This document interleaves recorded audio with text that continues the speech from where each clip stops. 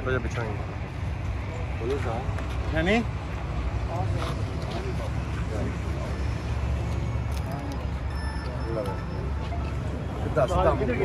सीधा खलोते हैं जी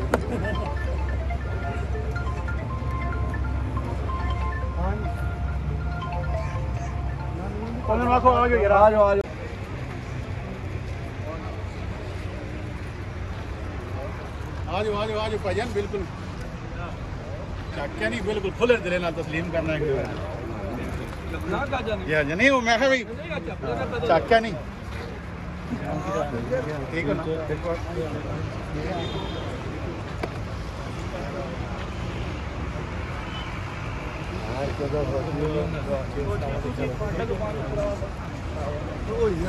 फाटक फसे ही फाटक की वो लेट होता नहीं आओ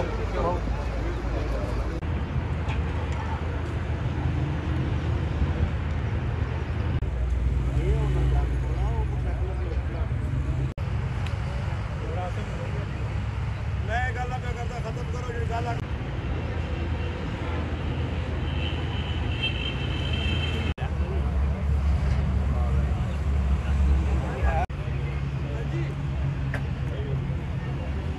चले आओ लिखा है ना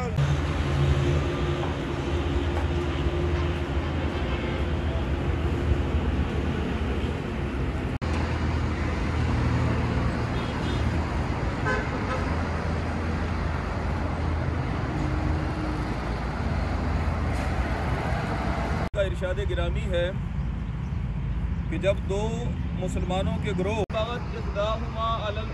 फिर अगर कोई एक ग्रोह ज़्यादती की तरफ बढ़े तो उसके साथ लड़ो जब तक वो अल्लाह के हुक्म की तरफ वापस ना लौट आए।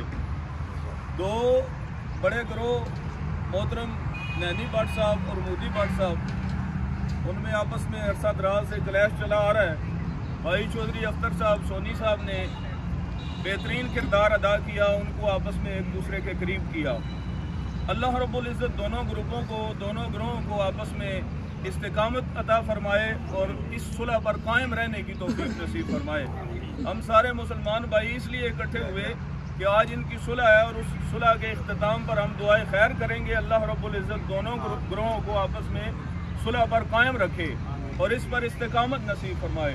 भाई चौधरी सोनी साहब ने बेहतरीन किरदार अदा किया, अल्लाह रब्बुल इज़्ज़त इन्हें अजर अजीम अता फरमाए।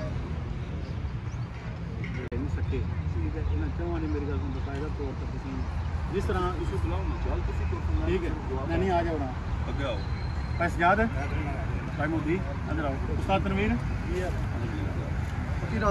बंदियां वास्ते एक गल है भी इन्हां दी जेहड़ी भी सुलह है अल्लाह पाक इन्हां नूं इस सुलह दे कायम रहन दी आमीन इन्हां ने क्रांत बिल्कुल हलफ दे के इस चीज़ की सुलह करनी है भी किसी किस्म की दिल में कोई बुग़्ज़ कोई रंजिश एक दूए के खानदान वास्ते भी ठीक है।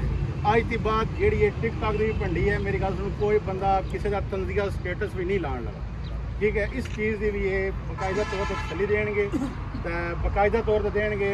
अल्लाह पाक इन्होंने इस तक कायम दायम रहने तो ठीक है जनाब। हाँ जी नानी साहब ਅਸੀਂ ਇਸ ਚੀਜ਼ ਦਾ ਲਫ਼ ਦੇते हैं कि ਅੱਜ ਬਾਅਦ ਜਿਹੜੇ ਸਾਡੇ ਪਹਿਲੇ ਵਾਲੇ ਕਲੈਸ਼ ਨੇ ਖਤਮ ਨਾ ਸਾਡੀ ਤਰਫੋਂ ਨਹੀਂ ਹੋਣ ਲੱਗੀ ਕਬਰਾਂ ਤੱਕ ठीक है।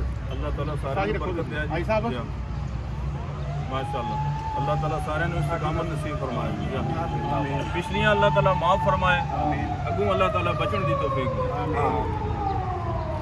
बैठो करांदी मेहरबानी है मेरी गल सुनो पहले दिन की फीस बिल जमा कराना एक दिन माफ किसी किस्म का कोई इहदे विच भाई असद गोंदल ने एम ए जटा वाले ने भी बहुत अहम किरदार अदा किया है भी वो भी मेरे नाल लम्मा भाई लम्मा उसके अलावा मेरी गल सुनो बहुत सारे भरा ने जिन्होंने इस हिस्सा पाया जी भाई सजाद की खास तौर पर मेहरबानी भी इन्होंने भी बड़िया का किरदार अदा किया है जिस वेले भी गल की इन्होंने यार मुकनी चाहिए ठीक है। उधरों फैसी भट्ट साहब की भी मेहरबानी जनाब जिन्होंने इन्होंने भरावान आख के इसका जनाब खिलाया है क्योंकि सारा मेरे गाल किरदार जोड़े बाहर बैठे उन्होंने भी बहुत अहम किरदार है जिद भाई असद गोंदल ये मेरे भरा काके के पुत्र सलाम है जनाब तुहानू फैसल विच कर लो फैसल विच कर लो एक बारी हाँ तुसी गल करके जी और कोई गल पाई जान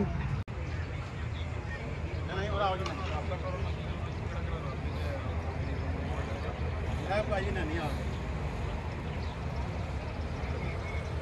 ਭਾਈ ਆ ਮੇਰਾ ਛੋਟਾ, ਤੁਸੀਂ ਵੀ ਭਰਾ ਹੋ। ਬਈ ਫੈਸੀ ਦੀ ਨਾ ਕਿਹਾ, ਮੈਂ ਕਿਹਾ ਜੀ ਬਈ ਹਰ ਕਿਸਮ ਦੀ ਗਰੰਟੀ ਮੇਰੀ ਹੈ ਫੈਸੀ ਦੀ, ਆਉਣ ਵਾਲੇ ਵਕਤ ਵਿੱਚ ਇਨਸ਼ਾਅੱਲਾ। ਠੀਕ ਹੈ ਜੀ। ਤੁਸੀਂ ਨਹੀਂ ਗੱਲ ਦੁਹਰਾਣੀ, ਉਸ ਚੀਜ਼ ਦਾ ਲਫ਼ਜ਼ ਕਰਾ ਛੜਿਆ ਬਕਾਇਦਾ ਤੌਰ ਤੇ ਵੀ ਕੋਈ ਬੰਦਾ ਤੰਜ਼ੀਆ ਸਟੇਟਸ ਵੀ ਨਹੀਂ ਲਾਣ ਲਗਾ। ਤਾਂ ਕਿਸੇ ਇੱਕ ਦੂਏ ਦੇ ਖਾਨਦਾਨਾਂ ਨਾਲ ਵੀ ਕੋਈ ਬੰਦਾ ਮੇਰਾ ਕਿਸੇ ਸੰਗਤ, ਇਹ ਗੱਲ ਜਨਾਬ ਬਕਾਇਦਾ ਤੌਰ ਤੇ ਕੀਤੀ ਹੈ।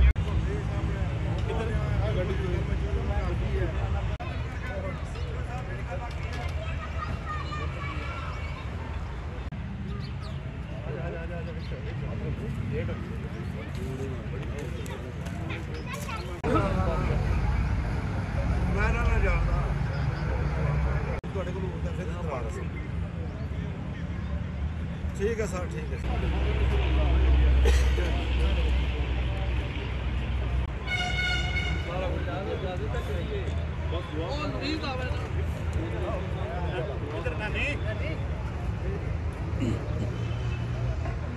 ठीक है। चलो जी, ठीक है।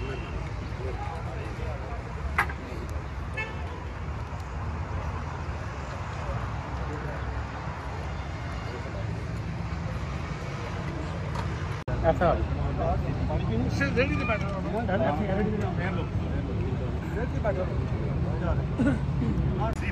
मैं तीसरी को नहीं आया इन्होंने मेरे को लग लावे बाकी ये भी इन्हों मेरे हाथ तक ना भंडी पै गई।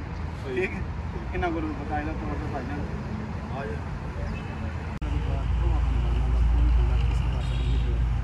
ठीक है, एक दूए वास्ते तंजिया को स्टेटस नहीं लाण लगा दे उन्होंने टुरे भी थोड़े।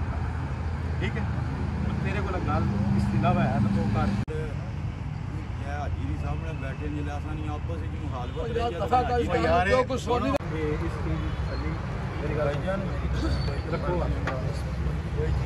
मेरी गल सुनो किसी किस्म और इन्हों की तरफों मैं वा थोड़ी तरफों मैं ही हाँ तो ही कराने का हल्फ कराया ना भाई यार अल्लाह माफ करे भी तुम इस पर कैम कैम रहना ठीक है। ठीक है बस ठीक है। मुहम्मद वबारिक वसल्लिम रब्बना अमरी इनल्लाह इन्नल्लाह बसीरुम बिल इबाद। अल्लाह करीम हम सब का मिल बैठना अपनी बारगाह मुक़द्दस में कबूल मंजूर फरमा। आज ये जो सुलह का असबाब बना मौला करीम से भी अपनी बारगाह मुक़द्दस में कबूल मंजूर फरमा। भाई चौधरी अख्तर साहब ने